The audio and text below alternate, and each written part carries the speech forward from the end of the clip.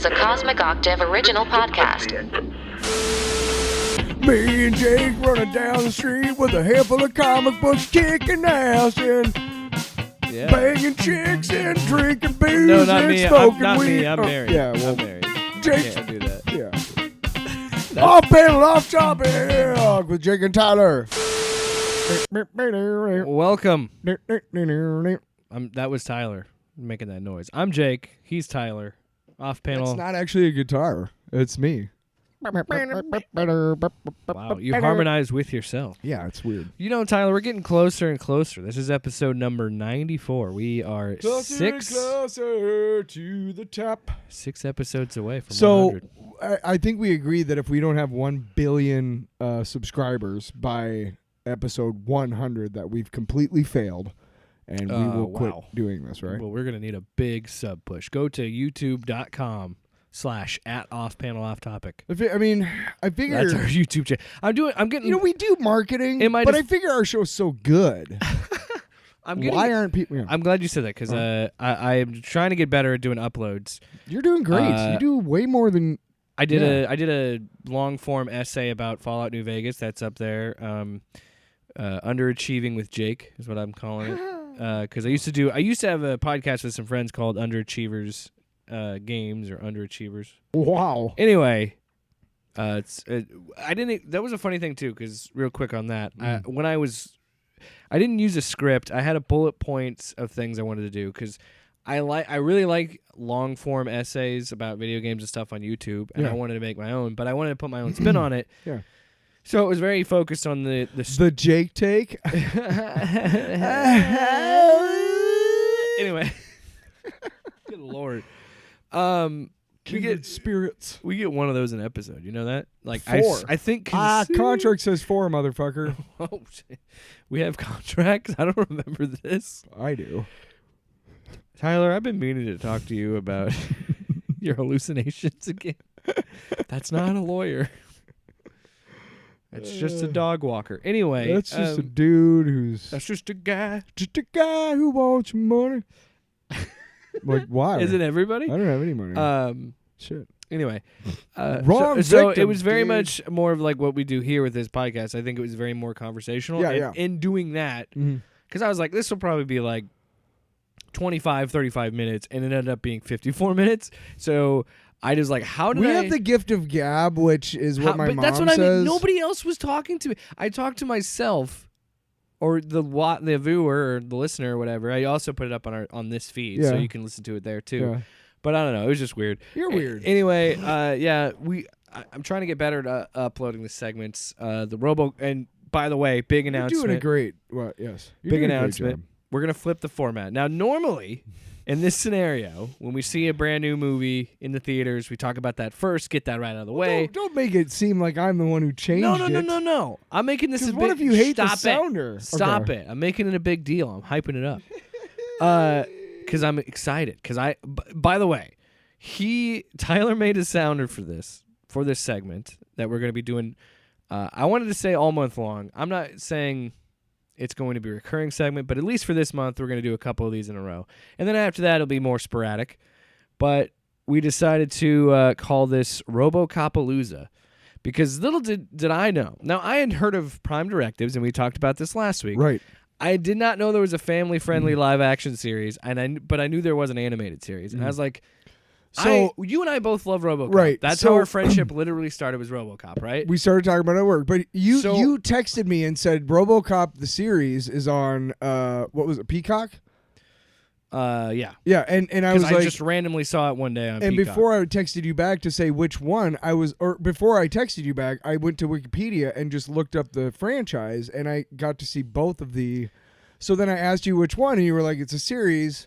And but then we found out Prime Directives is also available, and the animated show. Yeah, we've done a RoboCop commentary, have we not? Yeah, we did. So, but yes, we got to do one for we RoboCop thought, too. who better to do RoboCopalooza than us? Who better to do this? But I don't want this to just be strictly to this month. Literally, we became friends quoting Clarence Boddicker, exactly. dude. And this is going to be something that's kind of like.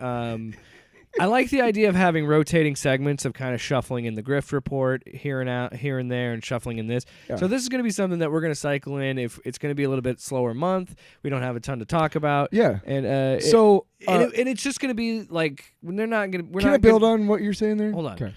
It's not going to be like full season stuff. It's just going to be like we're going to do like one episode of the animated show, or one episode of the Peacock thing, or whatever it may be. So what I was going to say is that our segments. I like to think of our show as a lot like I love David Letterman growing up. Like when he was on NBC, like at 12:30, Yeah. and he always you tuned in, and every night he's got the top 10 list.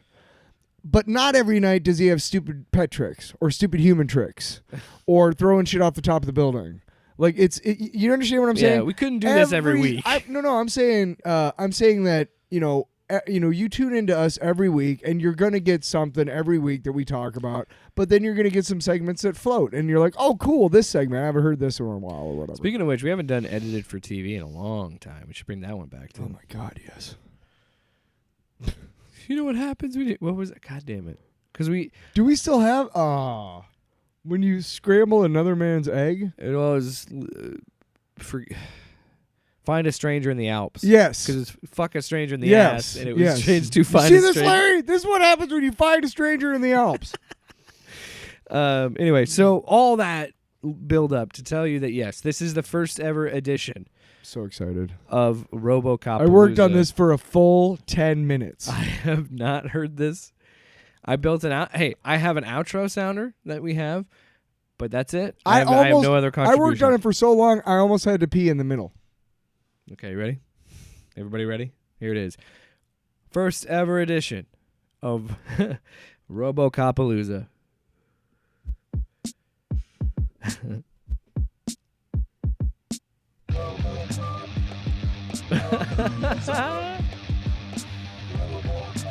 Ooh. It's the worst. Is that cowbell? That's it, yeah. I used a I'm vibing. electronic drum kit I'm vibing with it on this one. Because you said, what did you say to me? I said genre, and you said to me what? I can't remember, but it was interesting. I said cyberpunk with like meets something. the Cops TV theme. Oh, yeah, there you go. So, good. That's what I did. Good. Okay, fuck it. That's exactly what it was. I think you nailed it. I was trying to think of it all day, and I was like, I don't know why, but just RoboCopalooza. Like, it just popped into my head. I was going to try, find a thing, and I'm like, just make it up. Just fucking find a drum beat, doot-doot-doot, and then doot-doot-doot, and then put the drum and the guitar and all the bass. I was thinking this too, Tyler, when I struggled with which patch to put on the vocals. Because the vocals, if you listen to them like human voice, it's really bad. Yeah. It's like, RoboCopalooza. And I'm trying to do this in my apartment like, RoboCop. We should start selling. I want to sell, and I'm selling, I mean, I'll buy it myself. I want to get a sticker because I made a logo for it. I don't know if you guys noticed in the thumbnail of this episode, or you might see it throughout the episode. Cool. Eventually, I want to do, especially this segment, with us doing video, but incredible. Yes. Yes. But I was thinking of another one we could do yes. Because in my opinion, just watching this right here, this first episode, I was like, wow, that's really all we need. For me, RoboCop is very similar to Terminator in the sense that those first two Terminators should have been the only Terminator movies. Yes. Just like the first RoboCop should have been the only These are two franchises that shouldn't be franchises because their first couple goes shouldn't lend itself to an ongoing shit. Judgment Day would have been a fine enough, perfect ending for Terminator. So I want to do something like that for Terminator too. Okay, we can. Do like a robot, but because there's the Sarah Connor Chronicles. Do we want to do the comic books? The comic books were really terrible. But see, that one would strictly be movies, and then maybe doing an episode of Sarah Connor. There was another publisher. I don't think it was Dark Horse, but they did Terminator for a little while, and they were just awful. I already reviewed Terminator versus Transformers for this show, if you remember earlier. Of course I do. Anyway, so yeah, first episode, we are talking about RoboCop the series. Now, RoboCop the series is very interesting, and we decided on the show last week. We were going back and forth because we were going to talk about doing the first 2 episodes and this one. Well, you found out that somebody that we really love is on a particular episode. We knew that. We discussed the Roddy Piper episode. So, Right. yeah, we did last week? Yeah. Oh. We were kind of decided last week. Okay. I didn't know we did that on air. Okay. But yeah, we went decided off the air afterwards and be like, I went home it. that fucking night and I looked it up and I watched it. And I skipped ahead till Rowdy comes out, and we'll get to it. But so, you want to start, or I mean, do you want to start talking about it? I'm thinking of this whole episode because I watched it. I watched it. Here's what happened. Yeah. I had what I had called the Notting Hill syndrome, where the reason where did we come up with that name? Well, because my wife 2 nights in a row watched Notting Hill and fell asleep at the same part. The first night, I had never seen the movie before, and I just finished it. I just picked up where she fell asleep and just watched the rest of it. And then the next night, it was the same exact spot. So then I got this weird, am I in a Notting Hill loop? That's what I feel like. So I don't even know what that movie is. It's the Hugh Grant movie. I can't remember the female lead. But anyway, it's a 90s movie. But what I'm getting at with the Notting Hill thing is I watched it too late last night because I kind of forgot about it, and I had to I really want to watch it because I wanted to talk about it on this episode. So I stayed up and watched it, and I got to a certain point, and by the way, of course we're gonna fucking spoil it because nobody's gonna watch RoboCop the series. Also, it's been on for like 50 years. But the part where where Commander Cash finally takes off his mask and reveals it's Roddy Piper to him, and it says the end. I literally fell asleep at that point. So I had to... I was like, how is this the fucking end? Yeah, I thought that too. So then I today on my lunch break... I forgot about on my that. lunch the break, end was so abrupt, yeah. I thought it was only on Peacock. By the RoboCop the series, it's on YouTube. You can watch cool. the whole thing on YouTube. Nice. So I found it on YouTube and just watched the second half of it on my lunch break because I had to see the end of it because I was like, that makes no sense. How does that end there? And... it was an experience, this episode, just because I just don't fucking understand with this and the animated series why they took this gritty, hard R, gory, disgusting, grimy action movie and think it was marketable to families. It just doesn't work. It loses its edge. That's the whole point. You knew going in, you had to know going in that your production values were not going to be the same. And you can't do that. Know that. No. I mean, Commander Cash looks like he's got a giant wangy penis on his head. Like, it's just, doesn't it? It's very phallic. So, and he's got a cape and a terrible mask. Like, I will say this: when he smiles at the end, that looked creepy as hell. You can't tell it's Rowdy. Yeah, unless you knew it was. Unless you could tell. Unless you know his voice, you wouldn't know it's him. You can kind of tell from his voice because he's got a kind of a brusqueness to his voice. But I was watching when he first comes out, and again he's encouraging these kids to beat up this toy store. Okay, yeah. You're getting ahead of yourself because that's that's where I started. Really, you missed his introduction. You missed the whole thing. No, I didn't. No, I start where he comes up the first time on the show. On the carousel. He comes. They're at the toy store. No, there's a scene before that. Where?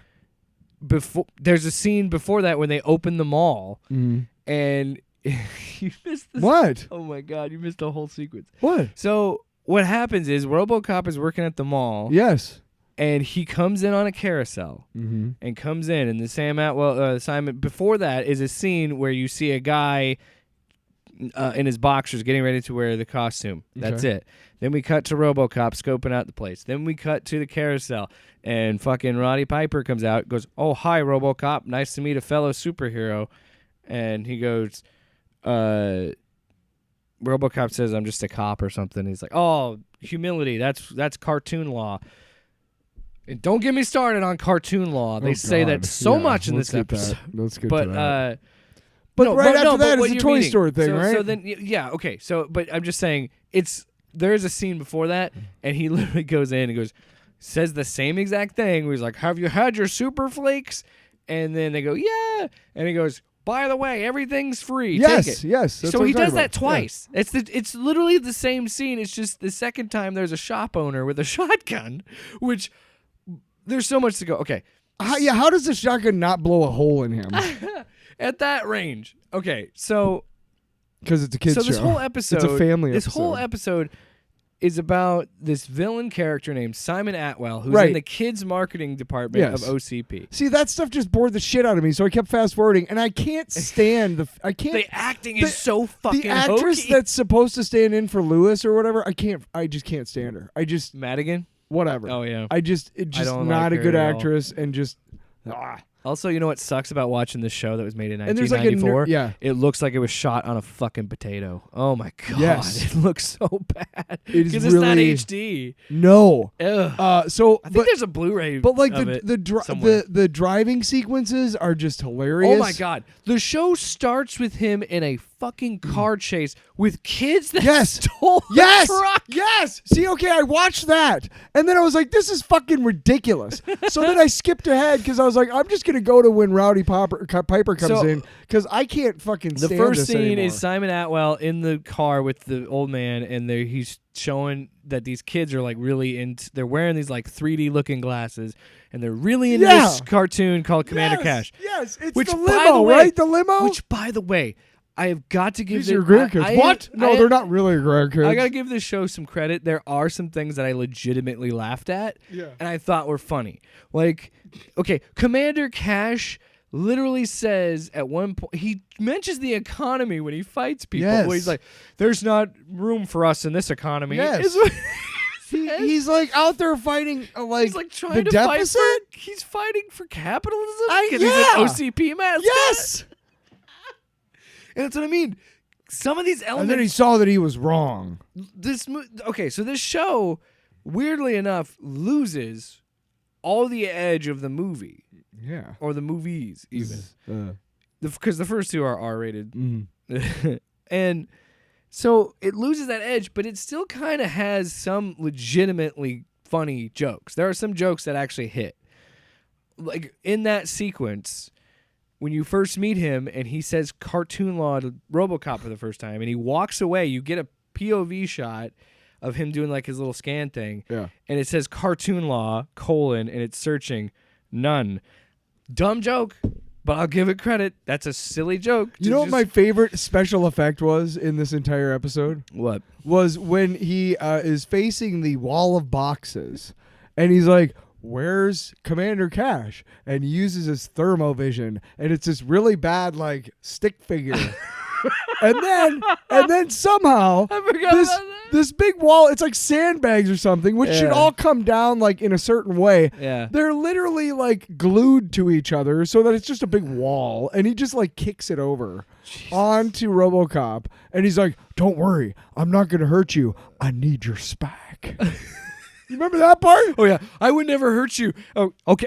Let's get it out of the way. No way Stop. am I gonna. Stop. I hate when things do when shows or movies do this where they really try to drive home a thing and try to make it's like that Mean Girls quote where it's like, stop trying to make cartoon law a fucking thing, and it's only a 10-minute supercut. Yes. But this is still to me too many times that they say cartoon great. law.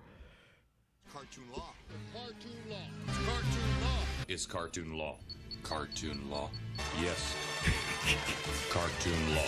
Cartoon law. Nice way to put it. Once again, listen.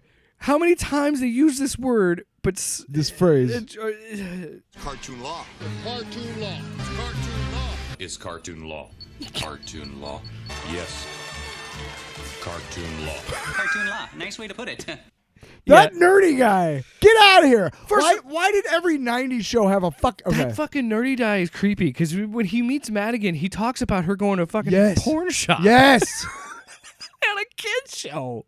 Are we being edgy? Or are we being a family I show? think they were trying to put one over on the censors, and they probably succeeded in a couple of ways.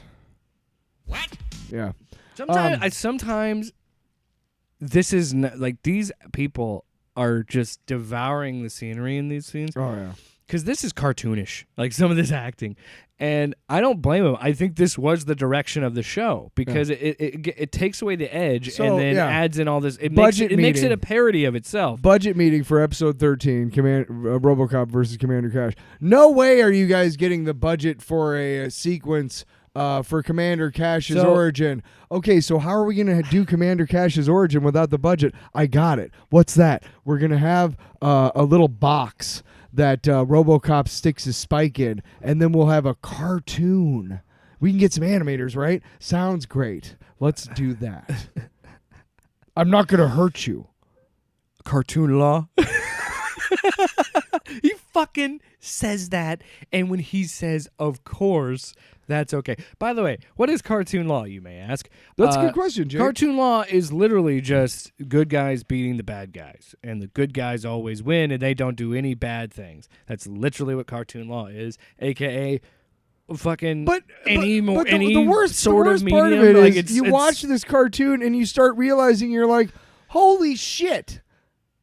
So basically, Commander Cash is RoboCop. Like, he's got the same origin. He was badly disfigured, except for he doesn't need the cybernetics. I don't know. Okay. man. I don't know. And now- I can't tell you. So let me just read my notes from watching this show, because this is fucking great. Without a doubt, the most bizarre and entertaining 30 minutes of my life. The production values are terrible. The inflatable door thing at the end, when they're trying to get Atwell. And like Oh my he God, throws when he like throws this the- weird, it's this weird like inflatable thing that like just blows up in the door and like bounces him back. And you're like, what? That's what the fuck is They that? just start cheering. Yeah, Commander Cash's You know what? headgear. It What? looked like a fucking I don't- frag mine that he threw It out. looked like a fucking one of those inflatable beds you buy for when company Air Commander mattress, it just Commander bounces Cash's headgear just awfully good. But you know, I Hey, watched you know what? You look at this show and you say, I got what I paid for. I watched this show all the way to the end, and I didn't realize that there was an end credits theme song. "Oh my God, that theme The song!" at cock the rock end? theme at the end. Okay, first of all, it's Joe Walsh from the Eagles and Lita Ford from like hair metal. What? I literally. Hey, they could what? Hey, calm down, calm down. Sorry, but dude, how But did that happen? It's 94. They're probably desperate at that point. I don't know. But it's a banger, dude. It's a banger. Holding hearts and love and killing guns. Like what? I don't. You're a You're RoboCop. RoboCop in the heart of the city. Can we talk about? Okay, so again, because this is a cheesy Dude, that just- family show. That blew me away. We're not spending enough time on this theme song. It is literally like it is a marriage of two, like you got a rock legend and Lita Ford is not no slouch herself. Hey. She was in the Runaways with Joan Jett. Yeah, Kiss Her Death. Oh yeah. Yeah, and she had those. She had a really good solo career. She did that song with Ozzy Osbourne. Why'd you roll But- your eyes at me? Because she never changed as an artist. And I remember there was a time in the early to mid 90s when a lot of like classic rockers, whatever, or cock rockers from the 80s, Which is why she did were the RoboCop finding show. time to go on MTV or other like things and be like, yeah, Nirvana ruined our careers. And it's like, like Winger. I remember Kip Yeah. Winger said that like in a thing. And I'm like, no, your career is over because you suck. I don't know how you got good in the first place, Man, shouldn't you be in jail? But Lita Ford was one of those people who just, Yeah. she like cheered, she was like happy when Kurt Cobain killed himself and shit, just awful. And she's a right-wing dipshit now. And Is I she? just, I oh don't know. yeah, she is. Oh, She's, yes, well- she's a, Anyway, but dude, what a crazy, that literally out of all the craziness surrounding this show and the ridiculous production values and the hammy acting and the just mind-blowing, like I thought I was hallucinating watching this show. I'm like, right? this can't be real. It seemed like I thought because I fell asleep that I was just dreaming. After all of that, the song is what's really like, what? What got me? Okay, so I will give them again. I'll give the show props. How they did the guy who's how they did Roddy's backstory for this actually was kind of interesting. I liked how they did like this animation style thing. Well, they kind of had to, I think. I mean, I mean, seriously, like it's a again- production value. I got what I paid for.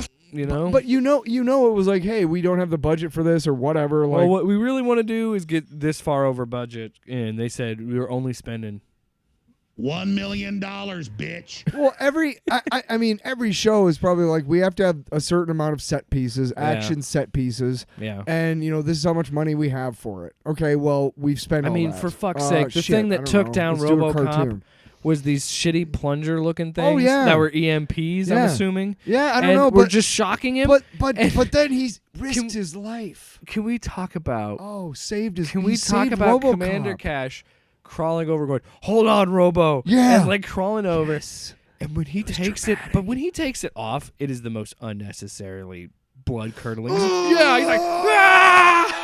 Like, and there was 4 of them. It's like, and he did it for every one of Roddy, them. this is not WrestleMania 4. You don't need to sell it that hard. The guy in the RoboCop suit is like, dude, I don't want to be in the suit any longer than I have to. Ah! He's just like, but and again, everyone, and there's like 4 of them. and then RoboCop just like, you are a Our hero. dude. The dude who's playing RoboCop sucks. I'm sorry. This he straight up fucking sucks. He sucks. This Richard Eden guy just don't got the look. Peter, He sucks so bad. It's the sucks that has 2 syllables. Sucks. I don't think anybody understands Alex Murphy the way that Peter Weller does, and so that's why. Or Robert John Burke. No. But anyway, he No. he I think understands Alex Murphy and this character a lot better than anybody else, and that's why when RoboCop showed up in Mortal Kombat 11, it was Peter Weller who was in it. This new video game that's coming out, RoboCop Rogue City, which looks fucking rad, and I really, really want to play it. Peter Weller is in it. He's got his face, like it's a full-on performance capture. It's his face and everything, and it's like RoboCop doesn't work without Peter. It's in the same way that Terminator doesn't work without Schwarzenegger. Mm-hmm. It's the same way with Peter. What was the Weller one that in this Mick G role. did with Christian Bale? Terminator Salvation. Yeah, Terminator Salvation. So you realize if we commit to doing the RoboCopalooza treatment to Terminator, it would be we'd have to watch that. Do I have to make a No, Terminator we'd have to Palooza? watch Another stinger? No, I don't want to put too much work I don't on know it. if I have 10 minutes But I'm just saying anytime. I just Coming like up I just like doing shows about cybernetic organisms. I mean, like, So this but I want to get back on this Yes. with again, it just I'm glad I watched it.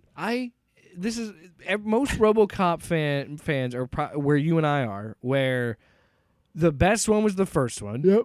The second one isn't good. But it does have has its moments. It has its late 80s, early 90s like Also got Peter Weller. style to it. But yes, Also Peter got Weller. Peter, yeah. And dude, I'm sorry, when they reprogram him, that shit is funny. Like Dude. when he goes up to the kids and turns Yes. out and they're like, "Fuck you, RoboCop," and he's like, "Foul language is not good," Oh, and he shoots around the guy who's smoking a cigarette. Like Right. that's good. Now I know it doesn't. But it doesn't top the the first. effect doesn't really hold up anymore. But for that time, like when they showed him like all after they had cut him to pieces, and they showed that animatronic of him with Yeah. like all pieces together, that was pretty fucking Yeah. crazy, dude. It's like holy But that's shit. what I mean. It has like that. They tore him apart. At least it's. At least it's stuck with the Gonzo, fucking batshit crazy 100-mile-an-hour style that was the first movie, and the second movie they made it cheesier and the jetpack and all that. And this is a little more humor in the second one too. But this is a great example. This, and I'm sure Prime directives will feel the same way, and I'm sure the animated series will feel the same way, especially the animated series, because that is mind-boggling that they did that. I had a RoboCop There's a action toy, figure. yeah. Yes, and he had a cap gun thing in his body. Yeah.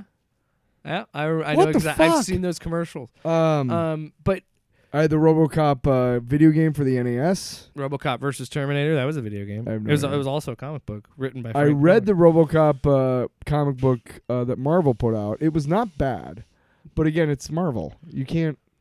You love Marvel. You're a shill. No. I'm saying like you can't have you that. can't. You don't have the edge. Like if you're gonna No, do, you can't be able and to, that- unless and- it was like an epic book. And if you want to, we can also Epic we imprint. could. I have not watched it. We could watch the 2014 remake, but based on what I've seen of that, watched it? based on what I've seen about fuck? that movie, it's not. Its biggest problem is it's trying to be a RoboCop movie, but also like because I've heard there's like redeeming qualities to that movie. It's not but terrible. I've just- seen it. I would watch it for RoboCopalooza if we want to do that at some point. I'll say this about that movie. I don't remember much about it except for one particular very, very well done special effects scene that fucking still creeps me the fuck out. Dude, I haven't watched the whole thing. I've seen I saw the first scene where they're in the Middle East and the Ed 209 kills those people. Like, I was like, that was a great opening, and then it kind of just lost steam for me after that. After the little bit that I saw, but because after that I'm like, where do you go? We should watch it again. I haven't seen it. I would do it for this. I watched it like in 2016. I think to me, what a lot of people didn't like about it is that it just didn't have, like we're talking about, it didn't have that gonzo, batshit, gory, violent edge that first movie does. And it's the same thing with Starship Troopers, and like I said last week, anything without Verhoeven, it just doesn't have that charm it's and a flavor that he combination. has. You know, you want and it does not work as you want to ask, right? you can't make a cybernetic Is cop it the like writing? Is it the directing? Is it the production values? Is it the produce? You know, I mean, pick one, man. Somebody at some point on that line should have been like, this is not passable. This is not good. But nobody did because everybody was probably getting paid. And that's the thing. I don't blame them. They're doing a job, whatever, but they're clearly doing a job. And because this was Right? Nobody's Yeah. passion is this fucking show, not even the actors. This is pre Fast and Furious sequels. This is pre MCU. This is pre like big time franchising. I mean, yes, it had sequels eventually, but that first movie works on its own because Still fucking holds up. because it wraps up Murphy's story in one movie, and Yes. it focuses on Didn't one need a thing. second. Didn't need a second. Or damn sure didn't need a third. Fuck no. I've never seen the third. Or have I? The one with jetpacks. Who's like the villain?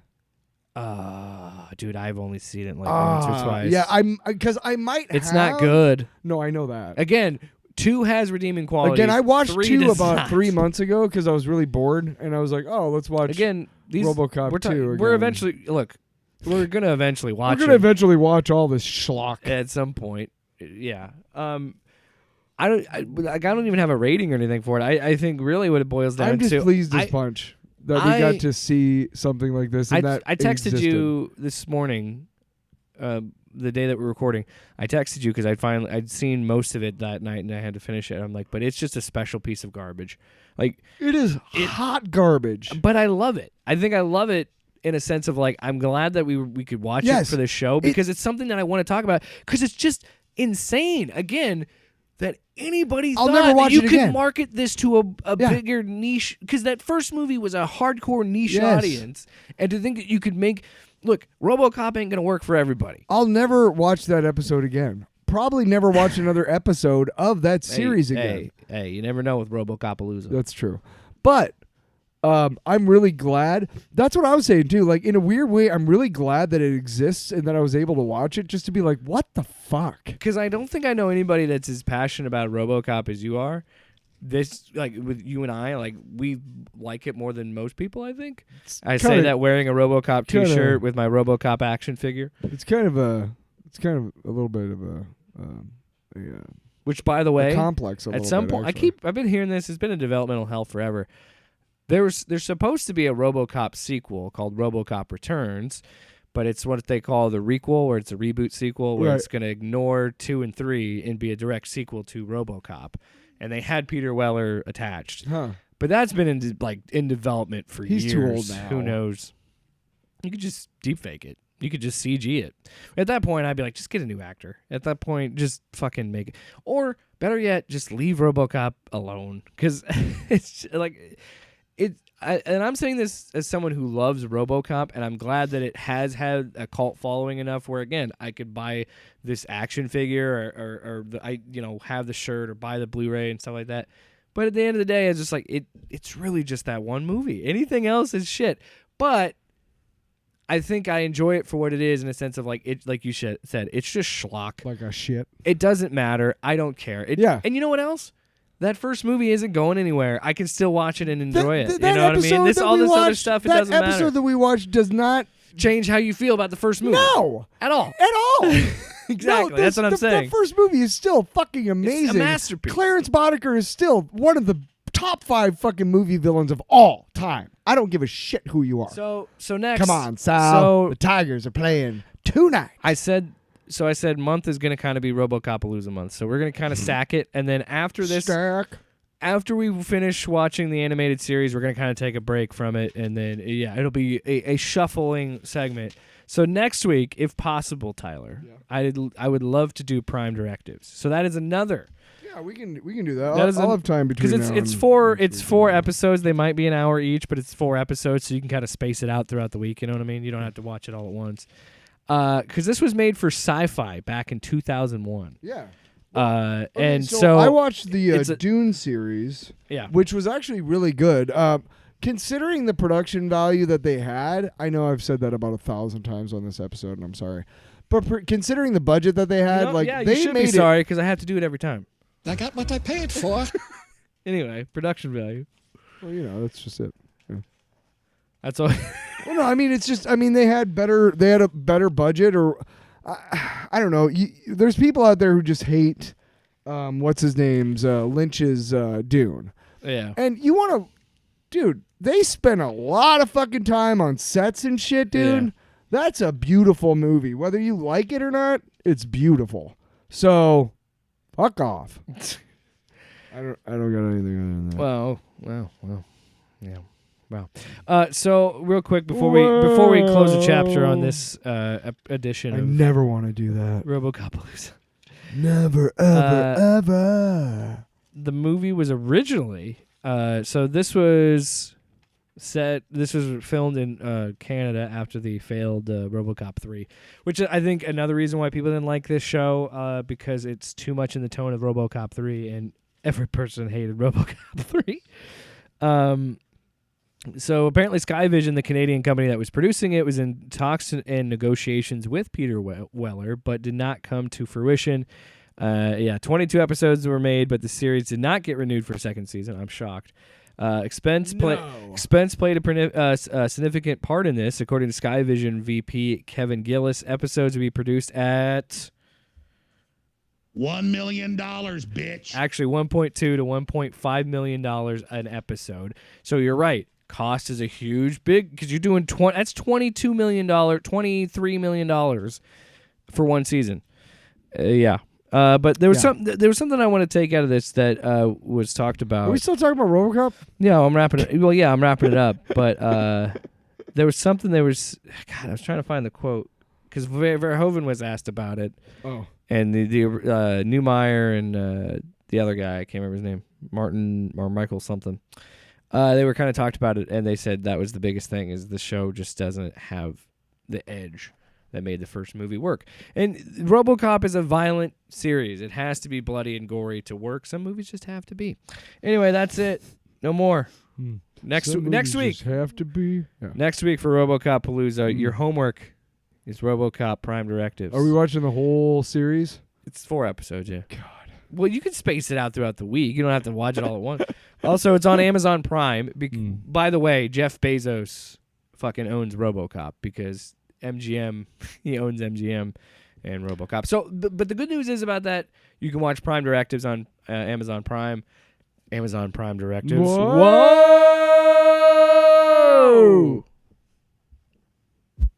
Oh, no, that's not the outro. Don't do it. Thank you for your cooperation. Good night. All right, back. The look on your face is just pure joy. It was like, thank you for your cooperation. Good night. Good night. Even right there, Peter Weller just got a presence about him. Have you ever watched The Adventures of Buckaroo Banzai? Yeah, because I'm fucking old. No, I haven't. Look on your face. Dude, there's so many people in that movie. You'd be surprised. You're like, holy shit. How many people are in this movie that I know? I don't know. All right, Tyler, let's move on to another thing that most people would be like, why would you do RoboCop first? Well, we want to fucking talk about it. Yeah, right? Fuck you. I spent 10 minutes. 10 minutes. Minutes. I had to stop watching. You know what he had to stop doing? crack cocaine. I had to stop watching the episode of Just Shoot Me that I had already seen jeez. 7 million Gosh. times. All right. I had to So, stop Tyler, watching it. There's a small little independent film that came out last Friday, but a lot of people are talking about it. It's called Guardians of the Galaxy I think Volume 3. it kind of blew everybody away at Cannes. Oh yeah, standing ovation for at least 20 minutes. And people were like, "Where did this guy come from?" Can I just say when people have those reports, shut up.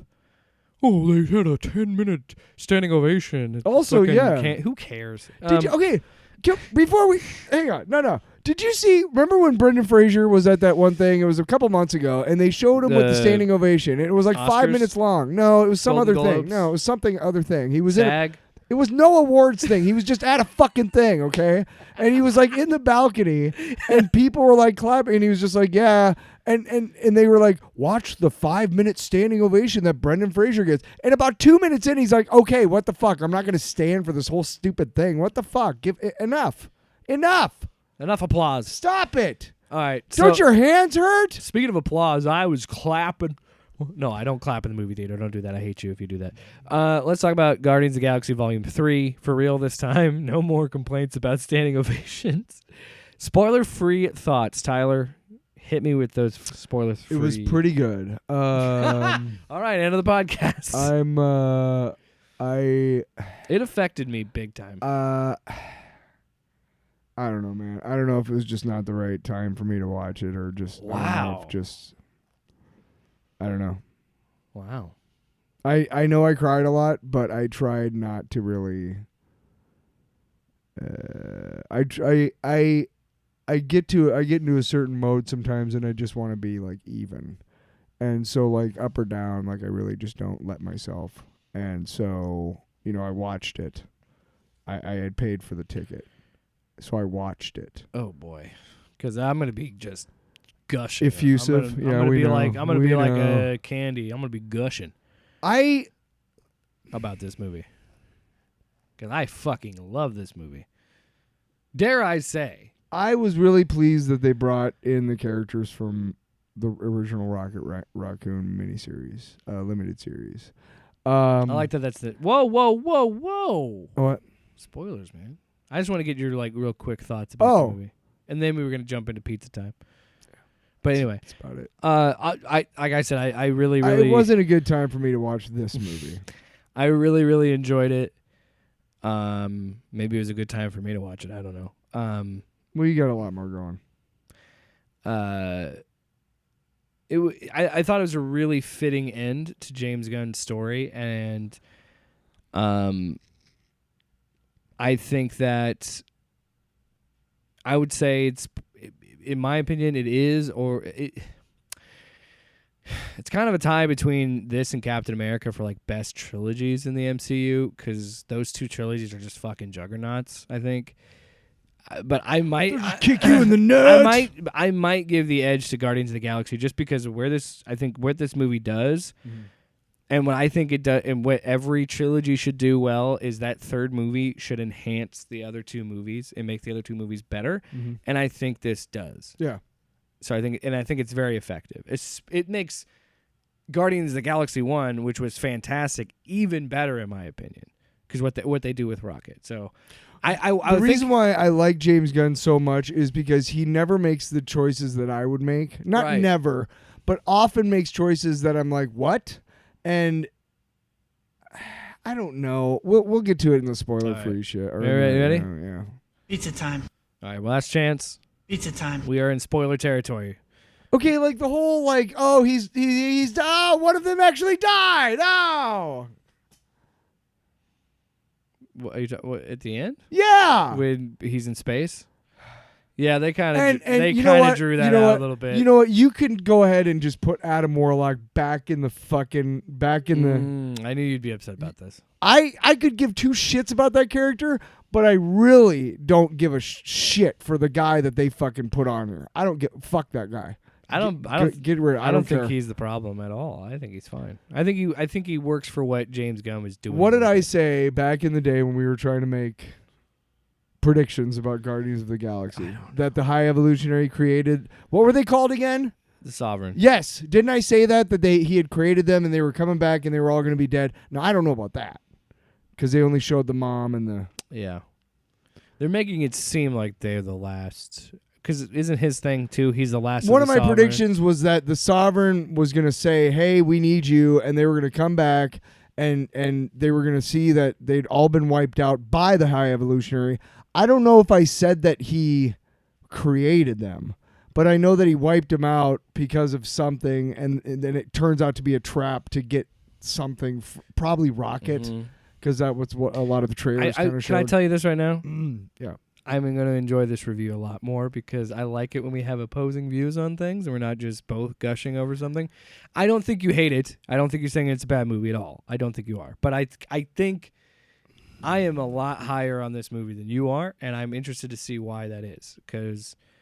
I'm just not in the right fucking emotional frame of mind. I think that's fair. I think that's fair because of where this movie ends up. I think how this movie ends... I don't know, man. This is why I love doing this podcast, and I love talking about movies, and I'll always love to talk about movies.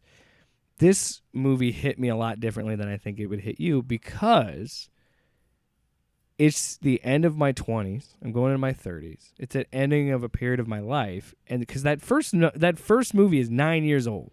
Yeah. So when that came out, I was just turning 21. You were just a baby. I was still in my early 20s. And now then, you have a baby. And then the second movie comes out in 2017, and my wife and I were starting to living together at that time, and it was like a different change in my life and all this stuff. And then there's comes this movie, like you said. Now I have a kid, and things are much different. So I think it's going. I'm always and Ashley says this. My wife said this to me, and it's true. I have a special I hold a special place for movies, and I think other people might not. Movies are very important to me. Well, they're important to me too. Well, I know. I'm not saying they are for you, but the reason they're important for me is because of that is a lot of how I built, a bond with my dad. It's a little way I bond with, movies can just, it's art. Art brings people together. And I don't know. I think that's why I'm so in love with this movie, because it left me in a really happy place, because while I thought it could have been different and interesting to have one of them die, I think none of them dying is a bolder choice in my opinion. Because, that's my thing is that I know so many people walked into this going thinking like, somebody's going to die. Which one of them's going to die? It was the same as Infinity War with trying to figure out who would die. And I did not go into this. I assumed, honestly, I kind of thought they would all die. Oh wow! Just wipe the slate. Well, here's one thing that I really enjoyed is that in the trailer they make it seem like Star-Lord's dead and they're all carrying him, and it turns out that it's actually them, just carrying him home. I love that. That was awesome. So I liked how they played with stuff. I liked Cosmo a lot. Yeah, I think Cosmo was a really good addition. What kills me about Cosmo is he just didn't bother to explain, because there's no real reason. She shows up. She's there in the Christmas special, the holiday special, but she's just there. She talks about it a little bit. She's like, they put me up into a rocket. I know, but she's like, there's no explanation to why they know her or why they're with her. She is in the first movie as a gag. After the collector's place is destroyed with Howard the Duck. Yep. Yeah, fucking Howard the Duck's in this too for that one scene. That's funny. I want to talk about it because some people said it felt too long. I disagree. I thought it was paced. I thought it was paced very well. I don't think it was too long. No, in fact, I actually made it all the way home to take a piss first, which is not too long for me. I even stuck around for the credits, post credit stuff. And yes, I am kind of disappointed that neither one of them furthered anything in the MCU. I know. I'm that guy. Well, no, I'm that no. I think it's funny in a sense because they're just fucking trolling you because they're like, okay, they're saying that Star-Lord is still out there. Yeah, we know. You gave us no new information. I'm never gonna I know instinctively as a good that it's. I don't want every end credits scene to have something to do to further the MC. I don't need it, but I want it. So when they make the choice not to, it's kind of like, okay, but I'm kind of disappointed a little bit. Here's the thing. But I'm not mad. Here's what I love about James Gunn. He's always this series has always been his kind of like poking Kevin Feige and poking the MCU. Because in the second movie, he trolled and put 4 fucking post-credit scenes, and a lot of them meant nothing. One of them was just was Groot becoming a teenager, and you know, and then these two. I mean, I really liked that first. I like the mid-credit scene because, like you said, it's going back to the comics where Rocket Raccoon is the leader, and I am happy. Like, if this is it, I'm happy with it. But the way Groot looks now is fucking badass. Oh my god, he looks fucking sick at the end. Now, again, I'm happy where it is now if that's it. But I would watch Rocket's Guardians because I want to see what they can do with him. You know, one thing, speaking of that, like leaders, you know, I want to say, like, I feel like Star-Lord got a bit of a shaft in the, you know, this the is whole Rocket's movie. Avengers. No, not this movie. In the whole Avengers, like, Infinity War saga thing, because he is, not only does he basically fuck up the whole plan on Titan by punching him and shit like an idiot, but also, like, you know, he just kind of comes off as an idiot. And I like how he still did, but in the end, like, he's the one who had the plan that worked. And like they show that he is a good leader and that he's smart and capable and he's you know, he's bold and brave. Well, it's funny that you bring that up and because he might fuck up, but in the end he always, you know, comes through. Yeah. And that's what I liked about, I think to me that was my favorite part of the movie, is that he ends up, because I think the last time we see him before this movie, especially even like the Christmas special, he's kind of comes off as a doof. You know, just an incapable whatever. Well, and it's like, well, he's not though. He's an adventurer. He's a space adventurer. He's an action hero. You know. Well, he's Kurt Russell. His character is Kurt Russell in Big Trouble in Little China. Yes. And like at that time period where Kurt Russell would be a lovable doof action star, and that's why. And I don't know if this is true or not, but I think there was something that Tango and Cash. That's how he got. Tango and Cash. The reason Kurt Russell said yes to playing Ego is because Chris Pratt is just playing me. Tango and Cash. It's whatever. When are we going to do a commentary on that? I fucking hate that movie. Are you serious? It's a stupid movie. Yes, that's why we have to do hate it. Dude, Jack Palance. They wasted. I don't want to talk about it. We're talking about Guardians of the Galaxy. Cut it. You don't like Tango I've never and seen it. I'm joking. I've never seen it. It is the worst movie ever. I've only seen like bits and pieces of it. I've never actually watched it. So fucking. We're not talking about that. Yes, we are. No, we're not. Yes. We're talking about this. That was the soundboard, not me. Yes. Shut up. Stop using the soundboard. Because you keep derailing me, you dick. I'm trying to think and get about my thoughts, and you keep saying stupid just things. shut the fuck up, God Tyler. damn it, you fucking douche. Pew pew quip, pew pew quip. There's a lot. This movie is very funny. I think James Gunn's humor is almost always works for me, but there's some times where the whole Nathan Fillion thing was fucking great, I dude. Got like one of the yes, dude. Every time he was on screen, I think. Wait, are we gonna throw a fit about that? Because we got to throw a fit about it because how dare James Gunn put people that he likes in his movies that are friends and family? How dare he? I feel like you know he had the, yeah, we know we're not gonna, you know what, we are gonna talk about that when we get to his wife, but not right now. Sure. Nathan Fillion has kind of gotten screwed by the MCU a few times, and one of the ways that James Gunn kind of inadvertently did it was he had like some cameo parts for him in Volume 2 as Wonder Man or something like that,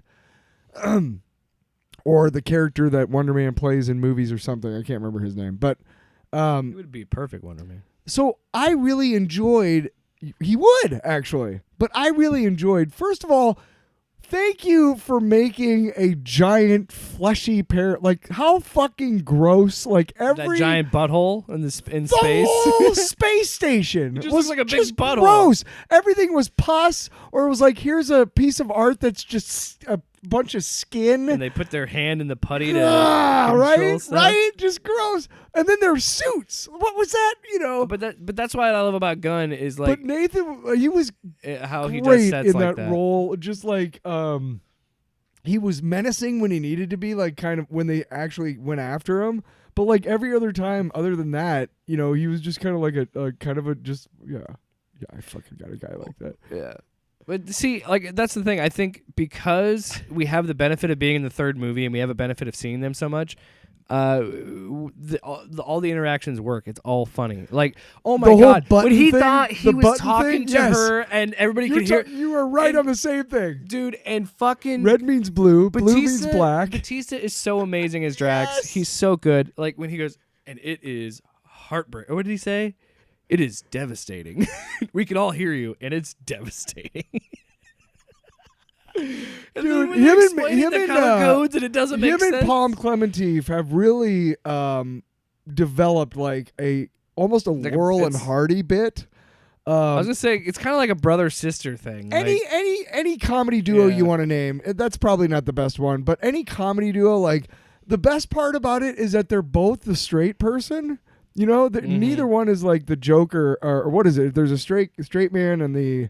I just thought it was just the straight man was the name of it. Like, no, there's always two in it. Never mind. Anyway, Abbott and Costello. Right, one of them's the straight man, and the other one's the Joker. Right, whatever, the guy that one delivers the punchlines. Delivers, yes, thank you. But they've almost developed a thing where they're both at the same time. But that's what I mean. It's like they have like this silly brother sister relationship where they're just two goofballs. I think the reason why everybody likes working for him and being in that movie and everything is because everybody got a chance to shine. Yeah, even everybody fucking, gets something. Even his fucking brother Vin Diesel gets to say something else at the end. I was thinking about that. Somebody had a theory for that, and I think it's genius. If this is what Gunn intended, that's fucking smart. What? So throughout the movie, I Am Groot's talking, and everybody understands him, but Gamora doesn't. She's like, "You're just making this shit up, right?" Yeah. And then at the end, towards the end, he says, "I am Groot," and she's like, "Yeah, I know. It was fun working with you too." Yeah. So she understands him. I think what James Gunn is implying at the end, when he doesn't say "I am Groot" and he says, "I love you guys," that is James Gunn talking to the audience directly and saying, "You're the other member of the Guardians. That's why you can understand Groot." And when you think about that, I think that's very sweet. That's cool, yeah. If that is what he intended, I don't know. It shocked me. Yeah, I was like, wait, what? Right, because I love you guys.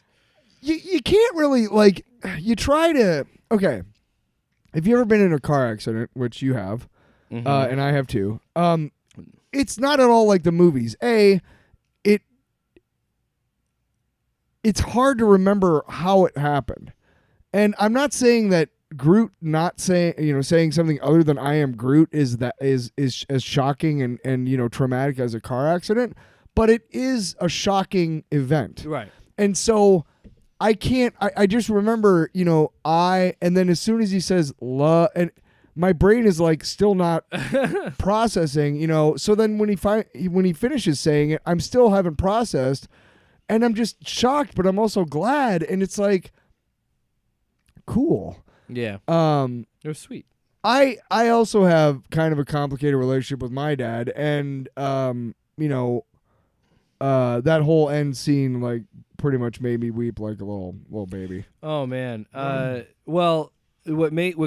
I cried. Yeah, but I think everybody cried a few times watching this movie. If you didn't, I don't think you have a heart. Because we're kind of. I wanted to say. I was pissed when he fucking tore up his face.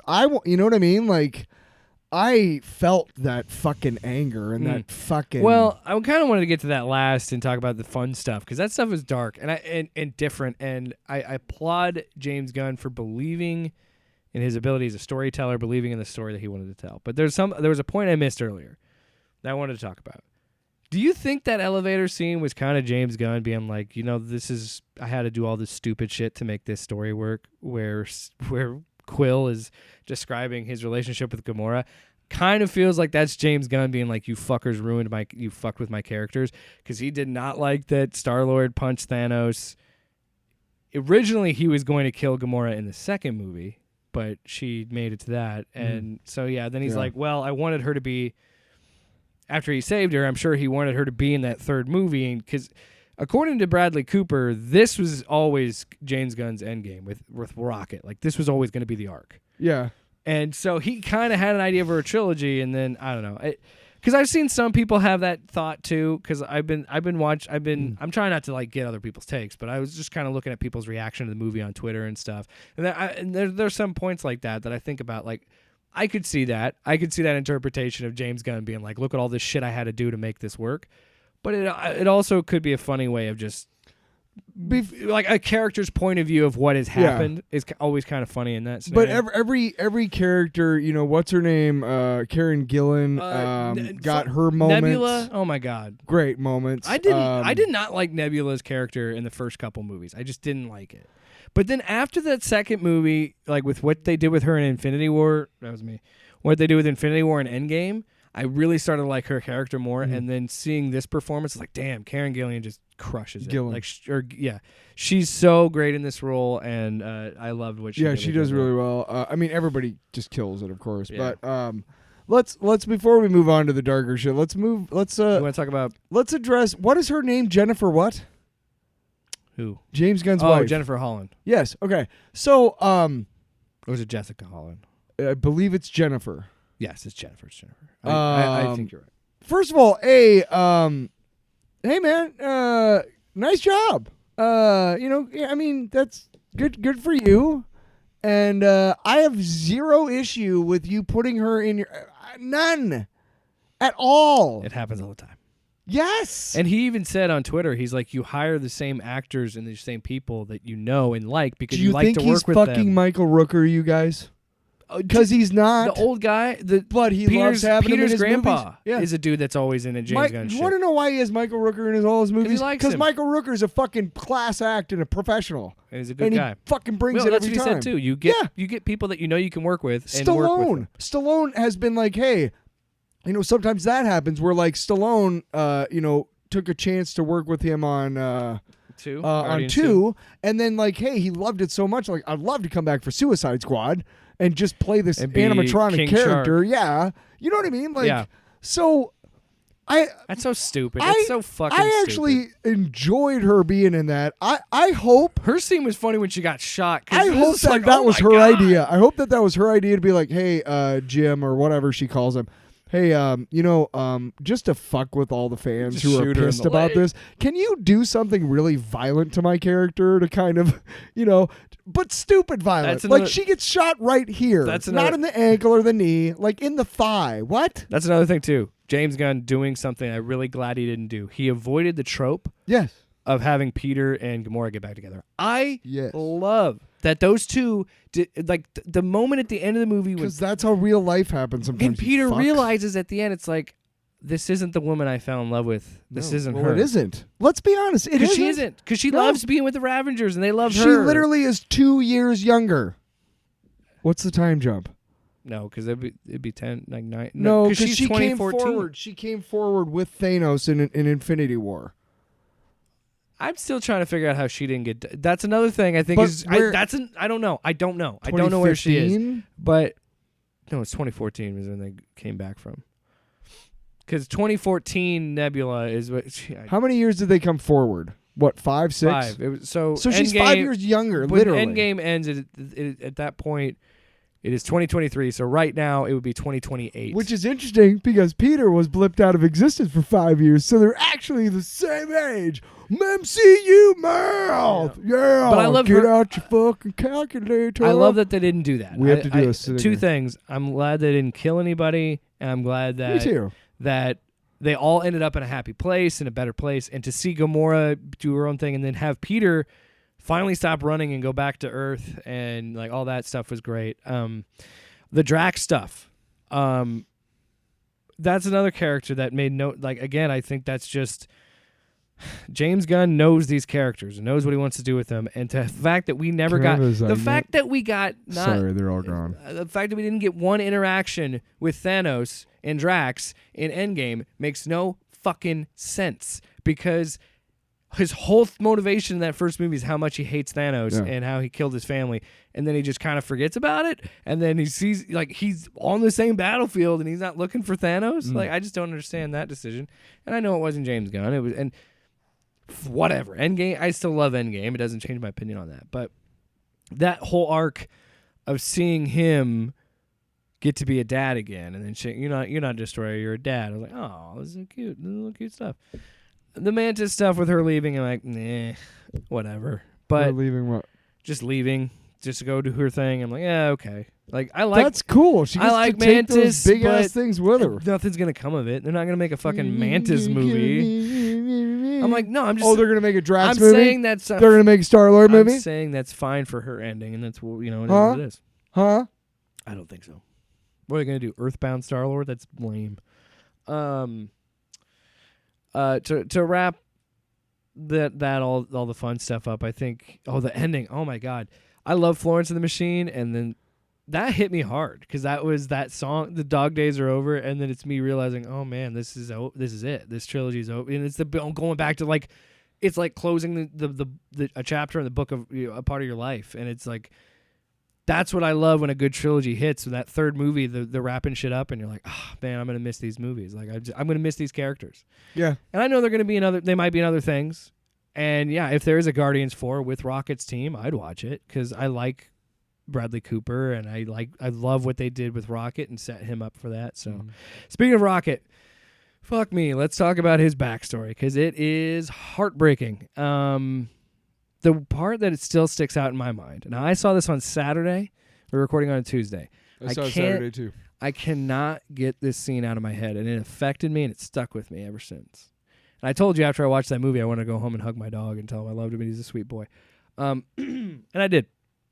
But the part where Rocket first gets experimented on, and he first learns how to speak when they give him this higher intelligence, and he just says the word hurt. Just talking about it makes me want to cry. Because he's such an innocent and defenseless animal, and he just goes, hurt.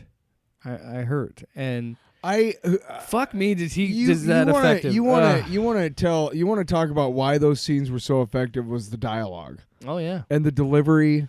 But and the dialogue. Optimism in their voices and like thinking they're going to get out of there. Like Floor Teefs. By the way, that's not the walrus's name in the comics. I don't remember what it is. And I don't remember a rabbit. And as far as the comics goes, and again, I'm not. Their relationship. Yeah. No, I have no issue whatsoever with how James Gunn used those characters at all. Yeah, I don't have a problem with but I'm gonna let you know. In the comics, Lila is anthropomorphic, so she's got her own arms and legs. Yeah. And she's like actually she's like Rocket, kind of a princess. She's the daughter of one of the toy makers in the quadrant where they all live.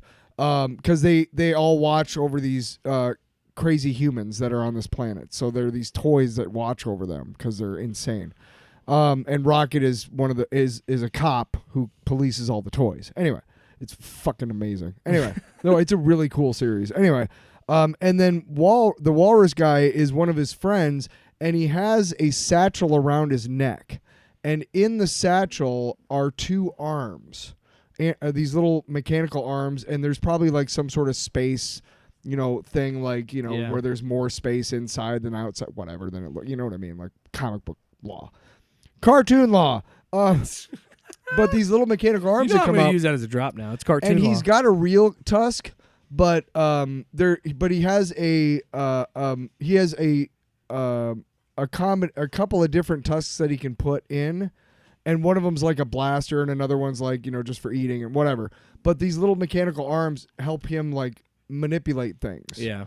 And he's not like in a wheelchair or whatever. He just walks around. But again, I'm just telling you because I love those characters so much. And again, I do not.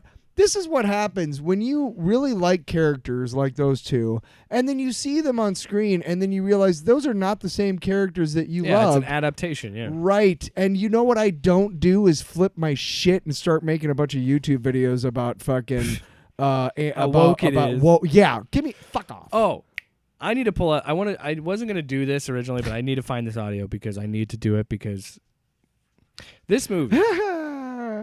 No, people were like, that face you made was just. well, no, because of course the anti-fan grifter types They admit- gotta fucking hate on it. No, Oh. they admit it's good, Oh. but they're like, yeah, there's no like wokeness and politics in it. I'm like, this is the most You're actually animal really rights driven stupid, yeah. movie I've ever Everybody seen. deserves a second chance. Yeah, I mean, come on. We're Well, talking about you fucking grifters. the You have villain, time Tyler, to come back. The villain is a eugenicist, Yes. a genocidal eugenicist. By the way, fantastic job. Yeah, is it Chewiti? Is it? Without being able to read it, I'm not going to say it. I've heard it pronounced, and it's but he's great. He's great. He was Mern and Dude, but that's what I mean. Mern and Peacemaker to this, the range this dude has. I really Holy liked. shit. I really liked. This is one of my Hey, favorite parts stop of the bumping movie. your butt on the table. Is how Talking to my dog. during almost every flashback sequence, he's got head of hair and all this stuff, but in the present, Yeah, he's got he that looks like weird RoboCop. stretched skin. Yes. And then they they talk about it? finally explain it in the end when he takes the mask off, and it's because Rocket so fucked mangled. his face up so Yeah. bad. I thought that was brilliant. The worst part about those flashback scenes The way is yeah. in the back of your mind, you know they're all going to die. Yes. You know those other characters are dead. And I was hoping that they would rescue at least Lila. it fucks with your it fucks with you because you know, and it just hurts harder and harder because you're seeing him. You're seeing that. Oh, it's good to have friends and da da da da, and in that moment you're like, well, they're so fucking dead. It's the And spirit of the spirit of life. It's like a and Disney movie, and it's you always see those kind of like there's certain characters you're like, oh, this is gonna be bad, but it's good to have these sad things. I think. Now, by the way, there's been a lot of debate about this movie with its rating. I think the PG-13 is just fine. I think that parents just have to do due diligence. A lady next to me did gasp when he said, "Get in the fucking car." I wanted to talk about that. First fuck in the MCU, and it was great. Oh my god. I didn't even notice it. I laughed so hard. 'Cause it was just it's such so a- startling. And it's a true conversation. Yes, that's what I'm saying. Yes, it's Open not the like fucking door. yes, and then open the fucking door. But apparently, that wasn't in the script. It just said open the door. And then James Gunn, he's like, my directing style is kind of obnoxious because I'll have a speaker and a megaphone and I'll yell, I'll feed them lines sometimes to try different takes. So Sorry, the dog's just trying to I didn't play. mean to say, "Get away from me." Fucking dog. Anyway, Also, again with the High Evolutionary, whenever he grabbed Rocket's head, freaked me out. yeah. Anyway, the line was just open, but he has the thing, and he just goes, say open the fucking door, like just say it. He said, I did not expect them to let me get away with it. Like he's like, I didn't think they would allow that, and we got our first fuck. I don't think we'll really ever hear that again, but it is kind of startling and it's funny. But that's the thing. When he said, like what James Gunn said, he's like, but it's hilarious. It works. That's the for way the movie. people talk. And it's just I've had this conversation. You're exhausted with this person. You're done. You're hitting the keyhole. Hit the button. And then the bit where I'm like, I'm sitting there and I'm thinking this, and this is why I love James Gunn, because I think something, and then he shows me. Where I'm like, he wouldn't know how to drive this. And then sure enough, he's like, I left when I was 8. I was like, yeah, he wouldn't fucking know how to drive a car. The whole Counter Earth thing, was interesting. Because let me tell you, if Alex fucking Jones saw this movie, he would flip his gasket because these are animal human hybrids, and I'm just saying James Gunn is being pure propaganda because I mean they are literally showing it in their movies. You know what I mean? Yeah. And he would just be like, which one do we want, Tyler? Which I'll one? drink your blood. Oh, I already. I'll hit eat that your one. ass. That one works. Did I lose that one? Where did it go? I'll drink your blood. That's what this movie is saying. Yeah. See that family of bats that they were doing? They were. You know what they were saying? I'll drink your blood. Can I just say one thing? When they walked into the house and the music that was playing, that was cool as shit. Yeah. That's the best, like, besides the shit in the cantina and Star Wars, that's like the best, like, spacey, like, alien music I've ever heard in, like, any sort of media. I wasn't, like, the Counter Earth stuff was kind of... Because it was just so natural sounding. The bit, Does that make the sense? bit where he hits her with the ball is great. Yeah, I know what you're saying.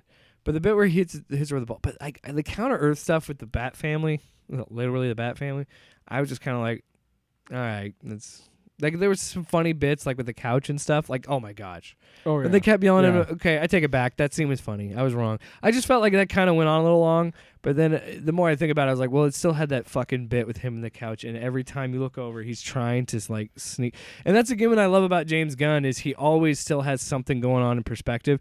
Like when they have their before they have their moment with No Sleep Till Brooklyn, with that big hallway scene.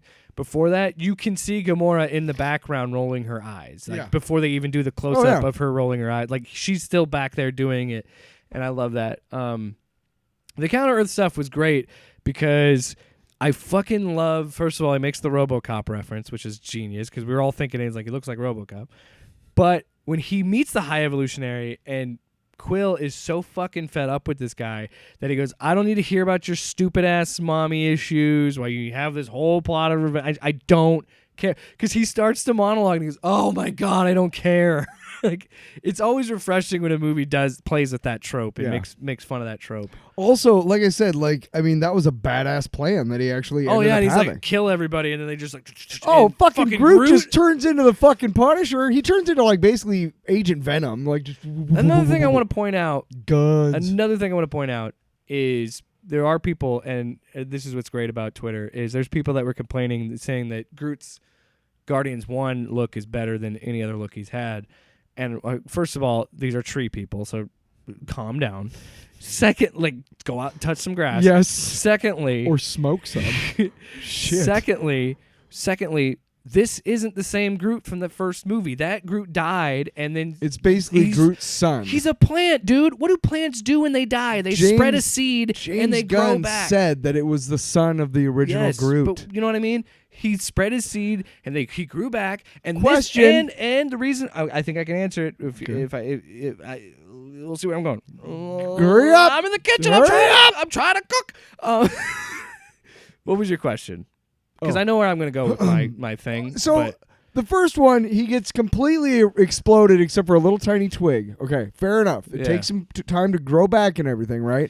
Oh, this. Hang on. I know what you're going to talk about. I'm just curious. I'm not pissed like some grifter douchebag. I'm just curious how they explain it because I'm one of those comic book nerds. He gets everything except for his head taken apart for what battle? Like the one at the very beginning with Adam Warlock. Yes. Yeah, I was thinking that too. I thought he was dead. Within like a month or so, or within a week size. or so, he's full. And then a couple years after that, he's a giant rock thing almost. You know, he's petrified almost. I also saw somebody, and then I don't know if this is true, but there's some people that have a theory about, again, just looking at the reactions on Twitter, complaining about this, and somebody's also like, well, one, it's not the same Groot, right? It's a different Groot, right? But secondly, this Groot is adapting to the environment that he's in. He looks swole as fuck in the holiday special, and that because he was just hanging out with Thor, and he wanted to be like Thor because he's still a he's still a kid, he's still a teenager, he's still young. So he's like, ooh, I want to be like that. I want to look like him because he's big and buff. Again, that could just be someone's headcanon. Also, but I could buy into that theory. You know what I mean? Also, let me point this out. That in the original Guardians, when he gets basically exploded, except for a little tiny twig, that is way different than a fully formed fucking head. Yeah. Okay, so it makes sense that the little twig you got to plant and then it's got to grow. Is that in the lore that but like he head, can still come back if he's just a head? I think that's fine. Like I don't care. He's a tree person. Right, exactly. Fucking exactly. But if I am being honest and I want some sort of explanation, I'd be okay with that one. Yeah, I don't. Yeah. Like, hey, well, because he's got a whole head. Yeah. Fuck off. All right, are we done talking about this movie now? Wow, Jesus. Wow. I guess so. No. The third act. Oh well, the thing with High Evolutionary, I love that he was just.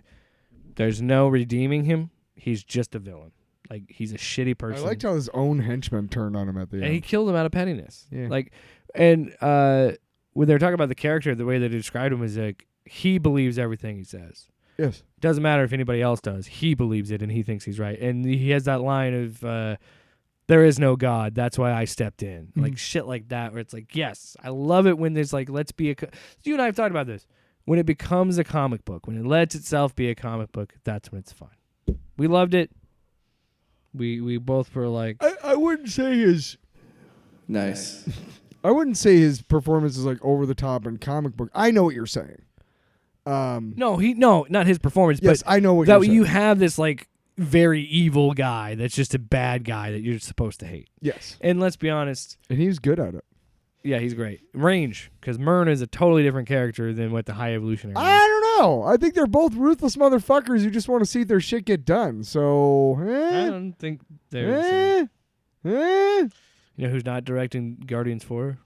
Tiki Watiti. Fuck. Brilliant! All right, we don't have a sounder because it's not Mayhem Comic of the Week. No. I mean, we could play it, but we'd be lying. 'Cause we didn't get this from Mayhem. Let's. I didn't get this from Mayhem, but I got this from the motherfucking artists themselves. Let me. Let's just. Yeah. Next week, the Mayhem will return next week. Okay.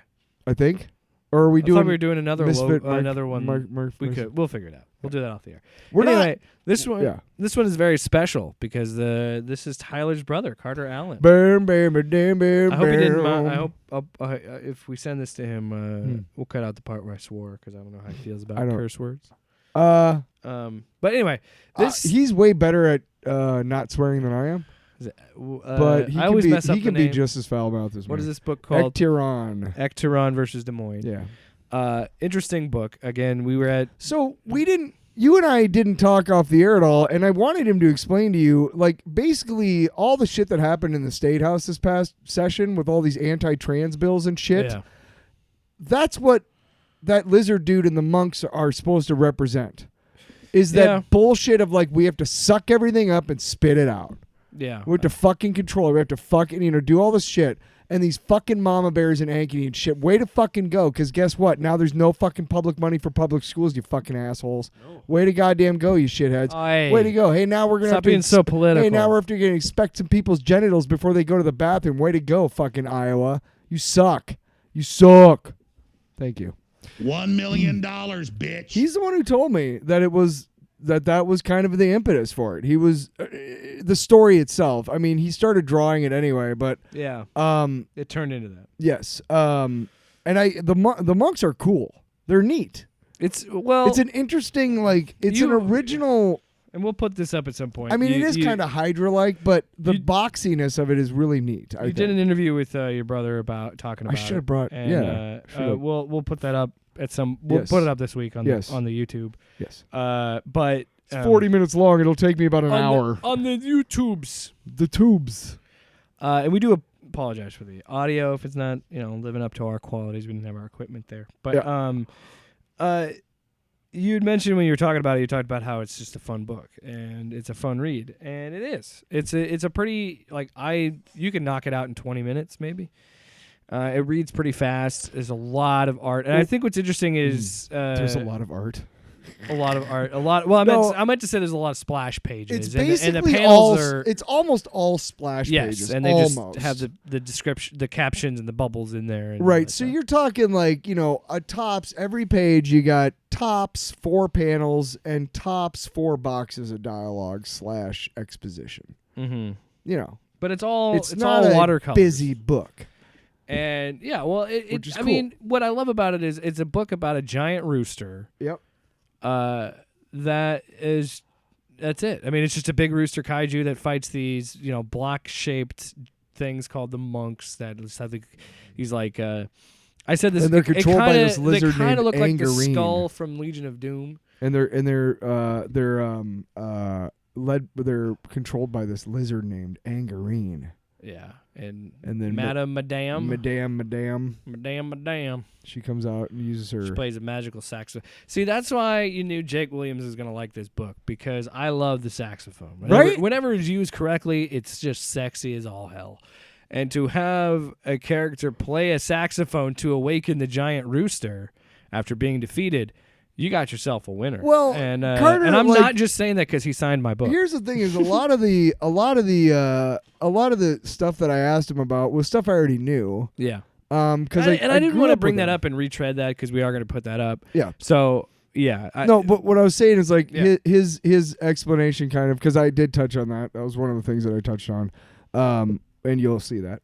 But one of the things I touched on was the musical aspect, and he said there's this, and I think he was talking about.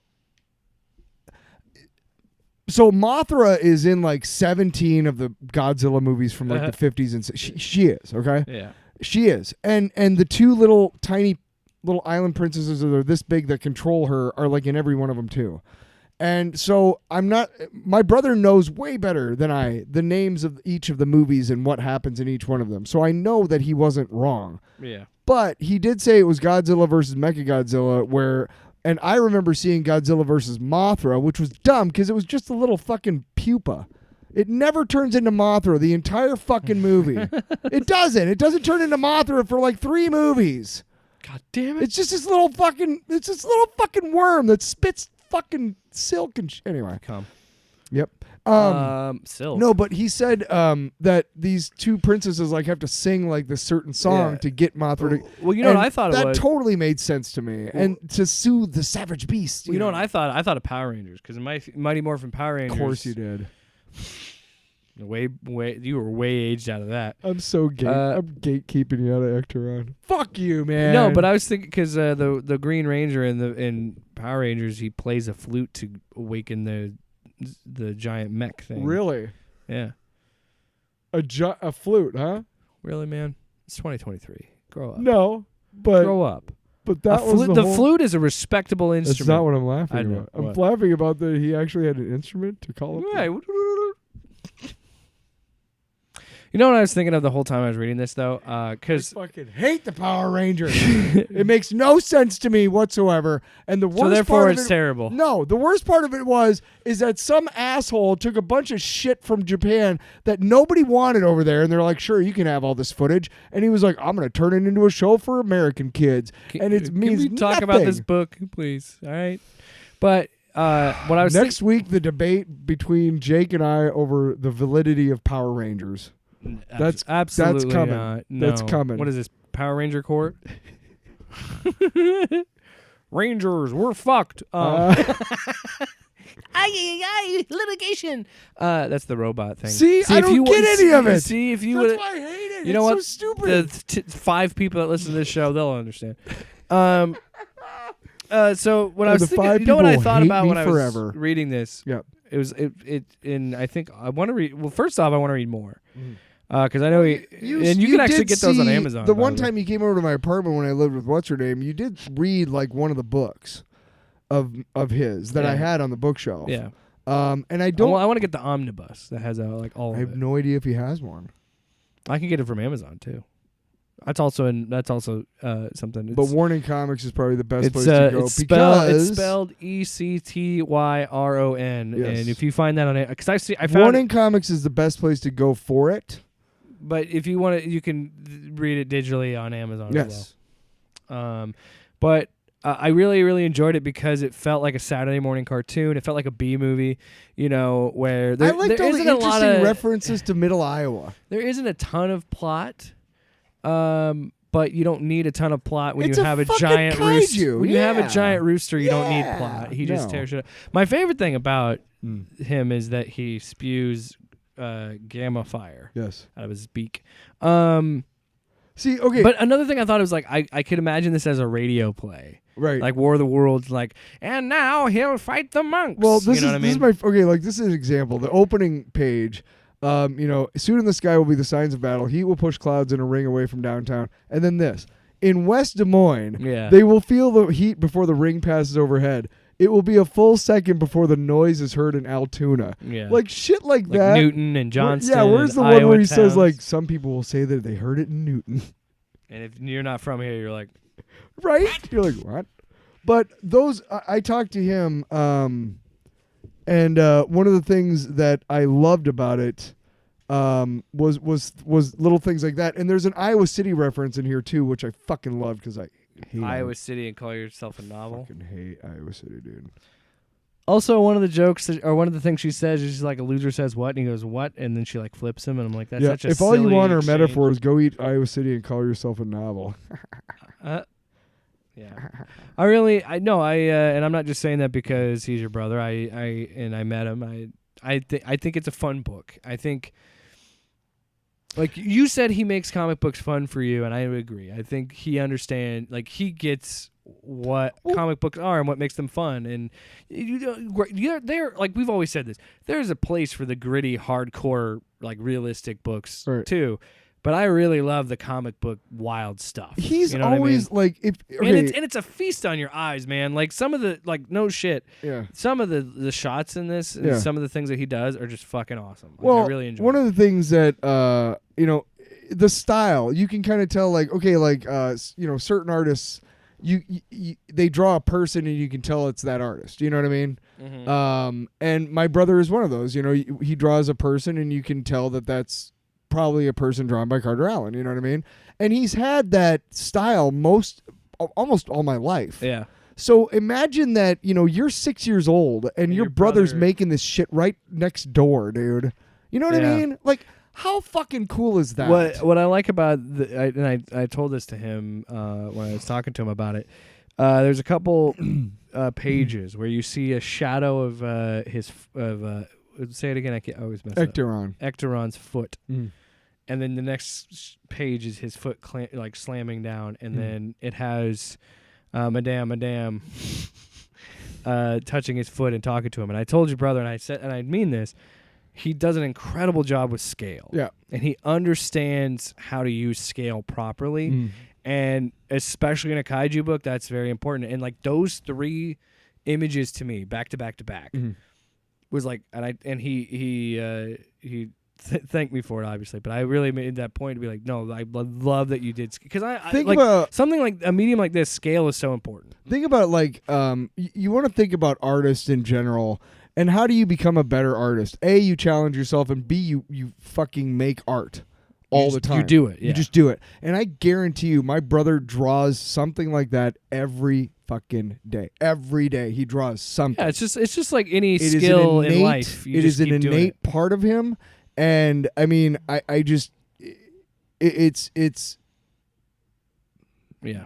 I'm just proud of as you, brother. depressed as I can get about my life sometimes. I know that I am very blessed in a lot of ways, and one of those many ways that I'm blessed is that I grew up with a really, really cool brother, and who I love and respect. Must be nice. Well, I don't know what's going on with you, and I don't like my brother. I know He's a shitty person. we talked about this. Oh, did I say that? Yes. So we both agree. Yes. Very good book. I enjoy it. I want to read more. So Can Carter, we do a beat that beaver up for him? Because remember we told him about that sounder? Beat that beaver up. Wow. Oh, my Lord.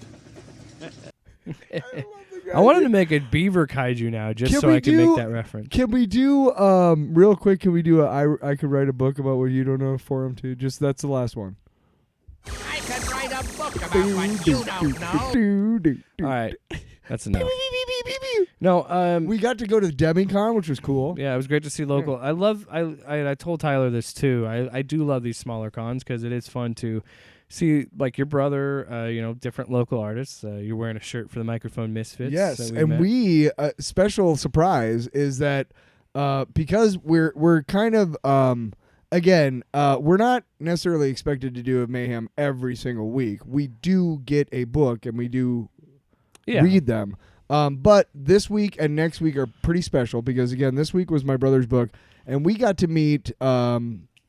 I'll remember their names next week. Ray of Light was one guy's name. Ray of Light, D. Nick. Yes. Spicy. Mel L is their Mel producer. L. Yep. But we got to meet all these guys. They're a rap group that also makes comic books. Sorry, a hip hop group because they're more hip hop. Yes. So they're a hip hop group that has a comic book. They collaborated with Mega Ran, who, if you don't know, is he's a bigger. He's not like, I don't want to say he's underground, but he's a big deal. He's a YouTube kind of guy. Yeah.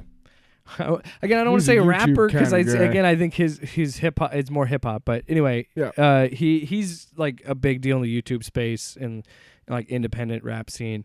So they collaborated with him on a book and some songs, and they have their music. They also have all their music up on Spotify. I've listened to a couple tracks. One of the things I thought was they've been doing cool. this for 10 years. Yes. So.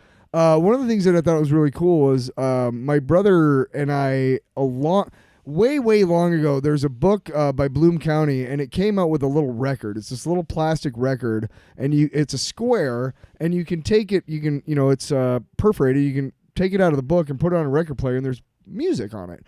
And my brother and I always talked about how much fun that would be for him to make a comic and me to put like a record in it. That would work with the book, yeah. Right. And we never got around to it for logistics sake, whatever reason you want to say. I was high for 20 years, whatever. That was a lot of it. But whatever, we never got around to it. And now it would make sense, although making CDs is still pretty expensive. But that's what drew me to them was, I love this design. It's a great cool logo. As shit. I have one too. I bought a shirt. And then when I saw that they had a CD that came with every book, I was like, well, wait, that's fucking cool, because that's exactly like something, that somebody else would have that idea. And you don't see that anymore because everything's on Spotify and shit. Right. Yeah. But I mean, here's the other thing too. When I was a kid, I read the Wolverine limited series by Frank Miller, and it's the seminal Wolverine story. It talks about how he, it talks about his time in Japan and all this other stuff. It's one of the greatest ones that really cemented him as that anti-hero guy. Yeah.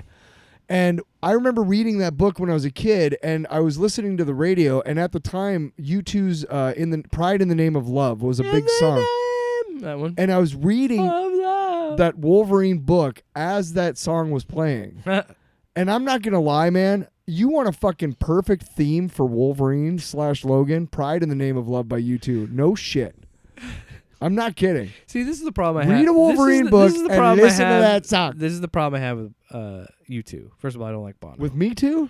I don't Fuck you. I don't like a band fronted by a man named Bono and a guitarist named The Edge. But do you just call him Edge? But hey, Edge. Hey, The Edge. Yeah, do you? Edge we're looking for Edge Edge Party of 4. But I can't deny that they have some bangers, and that is a great song. Or Sunday, Bloody Sunday. You know that one? Whatever you want to think about. Yes, I know that one. It's like one of their biggest songs. Whatever you want to say about U2, Rattle and Hum, some of the best, like... One of the best things about what the British Isles gave us was a bunch of British dudes going like, I can do American blues. And it's like they can't. But that's what's great about it. That's how we got the Rolling Stones. That's how we got the Beatles. That's how we got the Who. That's how we got all of these fucking great British acts. How dare you? White people never stole anything from the black man. Never once. The point is that U2 was the same kind of thing. They were trying to emote a sound that they heard from America. And when they came over and toured America the first time, they fell in love with so much of it that they made that song, that album, that movie, Rattle and Hum. And like Angel of Harlem, that's a fucking banger, dude. Can we move on from U2? No, we fucking can't. It's like the fucking Sting segment all over again. And you know what else I like about him? You know what's impressive is Bono still has the biggest shit. That episode is so cool. The best is when he takes the Emmy at the end and sticks it in the turd. Oh my! You remember the whole time that little Emmy winner? Yeah. That's what we think of the Emmys. In the name of turds. I don't even. So what are we? Is it over? We're done. I said, hey, what's in my blouse? I think it's a mouse. I said, hey, jibba jibba jibba. I gotta get to my house. Jibba jabba jubba jabba jibba jibba bop. We're scatting. Boppa da bop. You got nothing? Thanks for joining us for RoboCopalooza and Guardians of the Galaxy Volume 3. No long box this week because the long box is you. Oh my God. Wait, we can't do that? Yeah. Well, we can do it. But the music won't do it. No, we can't do the sound bites. But we can. Nobody's listening at this point. Yes, they are. Say a sexual joke now. What? Nobody's listening? No, say a sexual joke so they will listen. Oh, okay. Penis. That's it. That's your fucking ace in the hole. um, Even right there, ace in the hole. That's taint. Ha ha taint misbehaving. ha ha. I said the word taint. I'll drink your blood. Off panel, off topic with Jake and Tyler.